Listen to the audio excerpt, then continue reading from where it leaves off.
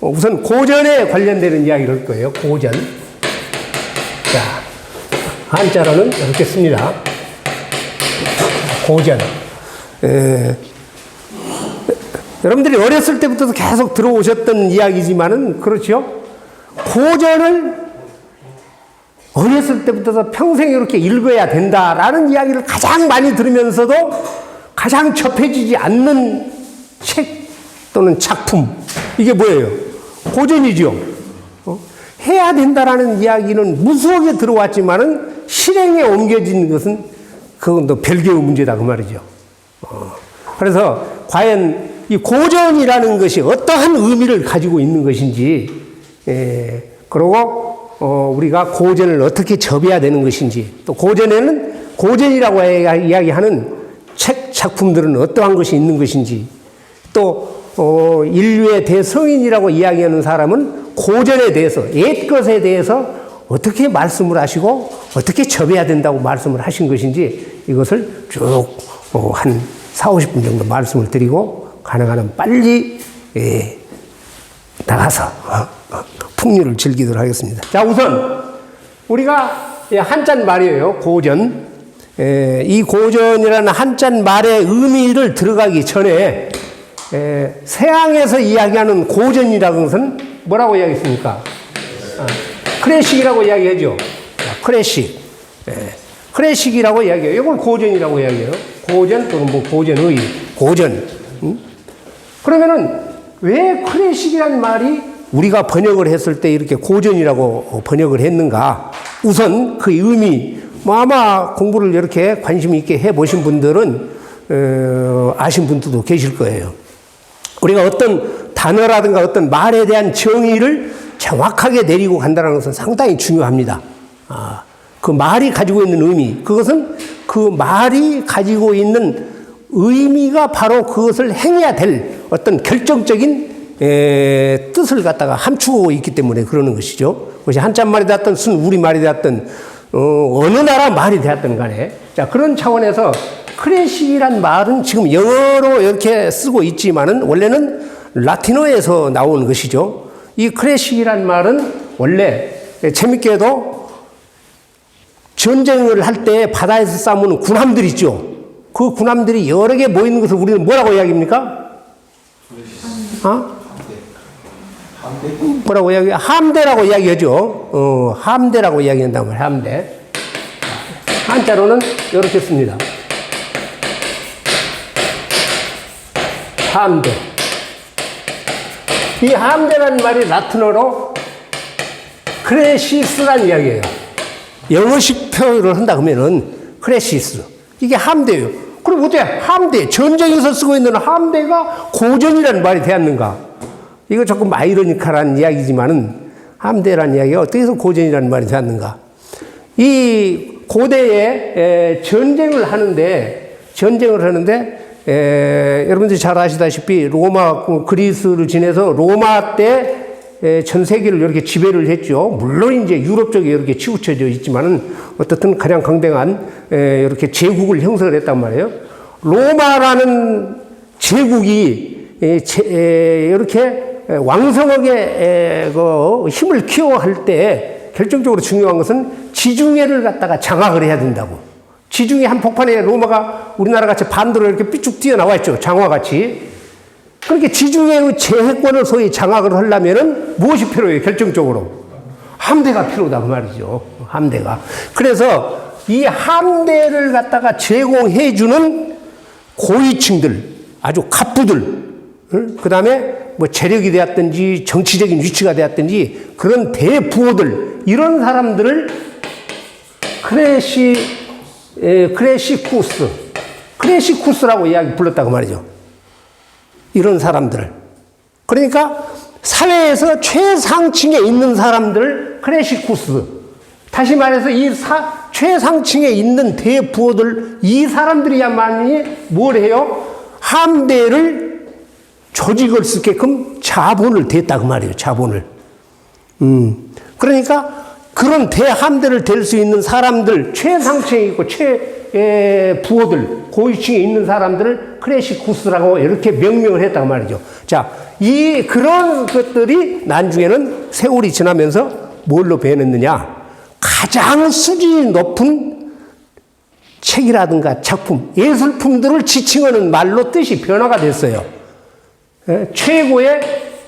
최상층에 있는 사람들이나 최고의 어떤 작품, 예술품, 이런 것들을 지칭하는 말로 시대가 지나가면서 바꿔졌어요. 이것이 무엇을 했다? 영어식으로는 클래식이 되었다. 그러니까 클래식이라는 말은 고전이라고 번역하지만은 다시 말해서 최고의 예술성을 나타내는 가치 있는 책이나 작품을 이야기한다 그 말이에요. 그걸 한마디로 뭐라고 우리가 번역할 때 고전이라고 이렇게 번역을 한다 그 말이죠. 자, 영어적인 차원에서 우리가 클래식이라고 이야기하는 의미는 이런 것을 내포하고 있다 하는 것들을 먼저 이렇게 아시고, 그러면은 동양에서는 이야기하는 거, 고전은 어떻게 해서 출발을 했느냐? 자, 이 고전이라는 말이 고자, 이 고자라는 말을 풀어보면은 열십자 플러스 입구자로 되어 있어요. 그러되어 있죠? 그래서 옛날부터서 옛고자가 열십자 플러스 입구자로 되어 있는 것이 옛날이냐, 옛것이냐, 옛날이냐, 이런 말로 되어 있느냐. 바로 여기에는 이 10이라고 하는 것은 1대가 아니라 10대에 걸쳐가지고 입을 통해서 전해 내려온다라는 의미를 가지고 있어요. 그러니까 우리가 지금 1대라고 하면 대개 몇 년을 봐요? 옛날이나 지금이나? 30년을 보죠. 한 세대. 그건 동서가 거의 같습니다. 한 세대를 30년 보죠. 1세대. 2세대면 대개 60년. 그래서 10대라고 하면은 숫자적으로 보면은 300년 정도 된다 그 말이에요. 그렇게 돼 있죠. 그러면 300년 동안 입에서 사라지지 않고 전해 내려온다라는 의미가 돼요. 그런데 여기서 10이라고 하는 것은 꼭 열을 이야기하는 것이 아니고 옛날에는 많다 그런 의미예요. 한자를 보면은 10, 100, 1000, 만 이런 것들이 단순하게 열, 단순하게 100, 단순하게 1000 이걸 뜻하기도 하지만은 그냥 많다 그런 의미예요. 그러니까 10이라는 것도 많다는 의미예요. 그러니까 10대에 걸쳤다라고 이야기하는 것은 오랜 세월 동안 어째요? 사람들의 머릿속에서 사라지지 않고 전해 내려왔다. 그러면은 인간한테 이득이 되지 않은 쓸데없는 것들이 전해 내려오겠습니까? 물론 나쁜 것도 전해 내려올 수가 있겠지만은 인간의 양식을 갖다가 풍요롭게 해줄 수 있는 그 무엇, 그런 것만이 물질적이 되었든 정신적이 되었든 간에 그런 것만이 전해 내려온다 그 말이에요. 자, 그래서 고라고 하는 것은 오랜 기간 동안 변함없이 이렇게 전해 내려온 것, 옛것, 그래요. 그 대신 버릴 것이 아니다 그 말이죠. 자, 그러고 전이라고 하는 것은 자, 전이라고 하는 것은 어떤 것이냐? 자, 요거 뭐예요? 책자죠. 요것은 왜 우리가 책을 쓸 때 왜 이런 식으로 썼느냐? 이게 바로 종이가 발명되기 이전에, 체륜이라는 사람에 의해서 종이가 발명되기 이전에 글은 어디다 썼어요? 대나무 편에다가 썼다 그 말이에요. 죽간이라고 그러죠, 죽간. 그것을 갖다가 대나무 쪽을 이렇게 모아가지고 거기에다 썼다 그 말이죠. 그 형태예요. 그 형태죠. 대나무 죽간을 여러 개 모아놓은 것이다 그 말이죠. 그런 형태예요. 이게 책이란 이야기예요. 이제 후대에 와서 물론 이제 비단, 종이가 발명되기 전에는 비단에다 썼지만 비단은 워낙 고급이니까 잘 사용하고 우리가 백서라고 이야기하는 것은 비단에다 쓴 것을 이야기를 해요. 그러면은 이 책에다가 아래 이런 식으로 돼 있죠. 이런 식으로 돼 있죠. 그럼 이것은 무엇이냐? 이것은 책상 기자입니다. 책상 기예요. 그러니까 어떻단 이야기예요? 책상 위에가 무엇이 있다는 이야기예요? 책이 있다라는 이야기예요. 그러면 쓸데없는 책을 책상 위에다 올려놓겠습니까? 고대에서부터서? 그렇죠. 그래서 우리는 이것을 뭐라고 해야 하냐? 법전 전자다. 전자다. 그래요. 그러죠? 법. 인간이 지키고 항상 머릿속에 담고 있고 영원히 마음의 양식으로 삼아야 할 것들. 법이죠. 그게 잘못됐으면 문제가 생기지만은. 그래서 전자는 여기서 책상 위에 책이 있는 법전 전자. 이렇게 해석이 됩니다. 그래서 그러면은 고전 그러면은 어떤 의미를 가지고 있어요? 오랜 세월 동안 인간들이 양식이 될 수 있는 책, 법, 작품들 이런 식으로 돼요. 자, 그러면은 서양에서 생각하고 있는 고전의 개념, 클래식이라는 개념과 동양에서 생각하는 이제 말의 의미로 봤을 때 어떻게 생각하십니까? 물론 결론적으로는 같은 의미겠지만은 저는 훨씬 더 한자적 의미가 가지고 있는 게 고전의 의미, 우리가 지금 머릿속으로 생각하는 고전의 의미가 더 절실하게 와 닿는다고 생각이 되어집니다. 뭐 여러분들은 또 어떻게 생각할지 모르겠지만은 이건 이런 차원에서의 고전이었고 이건 우리 동양에서 어쨌든 동양에서 고전이라고 쓰는 것이 우리가 고전이라는 말을 이해하는 것에 훨씬 더 현실적이고 더 절절하게 이렇게 느껴진다 그 말이에요. 생각 의견에 따라서 틀려지겠지만. 자, 그러면은 이러한 고전이라고 이제 하는 것은 이러한 의미를 이제 동서가 나누어 그 의미를 가지고 있는데 이 고전은 그러면은 여러 가지 차원에서 이제 현실성을 이제 부여를 해야 되죠. 우선 고전은 기간적으로 적어도 100년 이상은 어째요?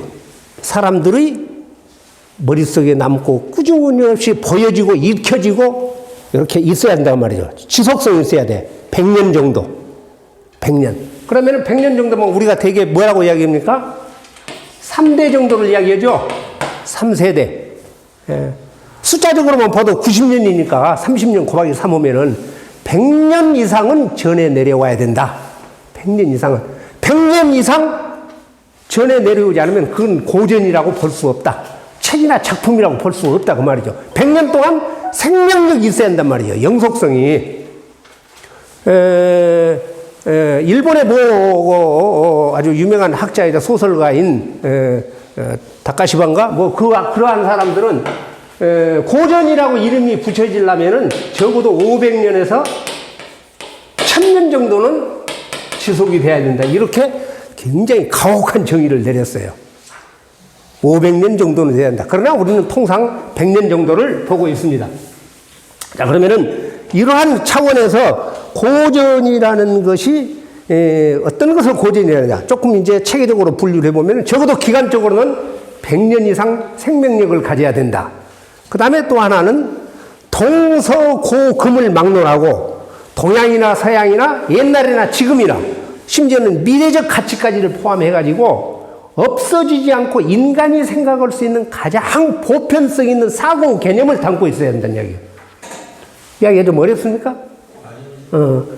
가장 보편성, 누구나 서양 사람들이 생각했을 때도 그것은 옳은 이야기. 동양 사람들이 생각했을 때도 그것은 옳은 이야기. 옛날 사람이 생각했을 때도 옳은 이야기. 지금 사람이 생각했을 때도 그것은 맞는 이야기. 그러고 다가오지는 않았지만은 미래의 사람들도 우리 후손들도 생각했을 때 그건 그래 라고 이렇게 인정해 줄 수 있는 것, 그걸 우리는 뭐라고 이야기해요? 보편성이라고 이야기해요. 두루 통용이 될 수가 있어야 한다는 이야기예요. 이런 보편성이 빠지면은 그것은 하나의 훌륭한 어떤 그 사상으로서 생각으로서 가치를 잃은 것입니다. 보편성. 동양 사람들이 생각했을 때는 맞는데 서양 사람들이 했을 때 우리는 지리적 환경 여건이 안 맞으니까 틀려. 그렇게 생각해 보면 그것은 아니다 그 말이죠. 다시 말해서 동서고금을 막론하고 인간들에게는 상식적인 생각을 가지고 있는 인간입니다. 두루 통용이 될 수 있는 개념들, 이걸 무엇이 가지고 있어야 된다? 고전이라는 것이 가지고 있어야 한다는 이야기예요. 고전이요. 약간의 차이는 있을 수가 있죠. 그래서 시대적으로는, 기간적으로는 이렇게, 그 다음에 공간적인 차원에서는 그렇게, 그 다음에 가장 인간이 생각할 수 있는 중요한 가치를 담고 있어야 돼요. 서양식 사고방식으로는 뭐라고 이야기해요? 진, 그 다음에 선, 그 다음에 뭐예요? 미. 진실되고 선하고 아름다운 것. 아름답기만 해서도 안 되고, 선하기만 해서도 안 되고, 진실하기만 해서도 안 되고요. 진선미를 완전히 갖추고 있다. 이건 서양식 개념에, 동양에서는 진선미라는 말이 지금은 쓰지만은 옛날에는 없었어요. 육아사상에는 지혜로운 지와 그 다음에 어질다고 하는 모든 인간이 가지고 있는 최고의 덕목을 다 포함하고 있는 어질인자. 자, 인. 그 다음에 지혜로울 지자. 그 다음에 용자. 이것이 이런 말이 있어요. 인간이 가져야 할 가장 중요한 도달해야 될 덕이다. 그래서 삼달덕이라고 이야기하는 이런 것은 있었지만은 진선미. 그러나 이제 우리가 조금 더 쉽게 이야기를 해서 최고의 가치, 진선미. 진실하기만 해서도 안 되고, 진실하기도 하고, 착하기도 하고, 모든 선을 포함하고 있어야 되고, 그 다음에 아름답기도 해야 된다. 그 말이죠. 물론 미의 기준은 틀릴 수가 있겠죠. 사람마다. 북한에서는 통통이 그냥 막 이렇게 그냥 덩치가 커야만이 최고의 아름다운 여자라고 이렇게 여인이라고 생각을 하는데, 자, 그것은 잠깐 동안 그랬겠지요. 거기에서도 무대에 서고 있는 여인들 보면은 전부 다 혼상차원이 다 그러던데. 자, 어떻든 이렇게 진선미의 가치를 내포하고 있어야 한다. 무엇이? 고전이. 그 다음에 또 하나는 어째요? 모든 인간이 만들고 있는 문학의 세계를 갖다가 선도할 수 있는, 다시 말해서 모든 문학 작품이 근본을 이룰 수 있어야 돼요. 무슨 이야기냐? 우리가 지금 예를 들어 보면 훌륭한 문학 작품들은 대개 무엇을 소재로 합니까? 고대에서부터 있었던 경전을 소재로 하죠. 성경에서 나온 이야기로부터서 이야기가 쭉 이렇게 펼쳐 나온다든가, 유교사에서 나왔던 어떤 내용, 그런 것이라든가, 그러죠. 그러니까 그러한 것들을 쭉 내포하고 있어야 된다는 얘기예요. 끊임없이 문학의 소재가 될 수 있는, 근원이 될 수 있는 그 어떤 것들, 작품이나 예술품들, 이제 가장 우리가 쉽게는 책이지요.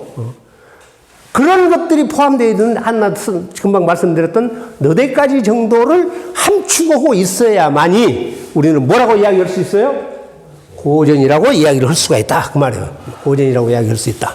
자, 그러면은 시간적인 차원에서 제일 많이 따지는데, 시간적인 차원에서, 영성성이 없으면 일단 그것은 고전의 가치로, 고전의 반열조차에 들어가지 못하니까. 그러면은 100년이라고 하는 의미는 인간 사회에 있어서 굉장히 중요한 의미를 가지고 있습니다. 다시 말해서 하나의 풍속이라든가 어떤 사고 개념이 100년 정도 지나가면 완전히 사람의 머리를 바꿔버립니다. 3대에 걸치면은 그러한 어떤 습속들이 완전하게 정착을 잡고서 완전히 한 조직이라든가 한 개인이라든가 조직이라든가 여기에 군제가 더 커지면 이제 국가사회가 되겠죠. 그런 하나의 습속이 100년 이상 가버리면은 완전히 그것은 뿌리를 내려버린다 그 말이에요. 나의 것이 되어버린다 그 말이죠. 그 민족 것이 되어버리고 그 나라의 것이 된다는 이야기예요. 예를 들면은 우리가 지금 코스모스 꽃이 여러분들 외국 꽃이라고 생각을 하십니까? 잘 안 치요. 코스모스 한들 꼭 우리 꽃이지요. 코스모스가 지금 우리나라에 외래종으로 들어온 것은 지금 100년 남짓밖에 안 되는 것으로 알고 있어요. 아마 남아메리카, 멕시코인가 거기가 원산지일 거예요. 그러나 지금은 완전히 우리 것으로 정착이 돼 있어요. 예를 들면은 그런 생물조차도 그렇다는 이야기예요. 그런데 100년까지 갈 것이 아니라 사실은 한 세대 정도, 30년 정도만 그렇게 지속적으로 교육이 되고 그런 어떤 사람 머릿속에 이렇게 정착이 되면은 사실 바꾸기 어렵습니다.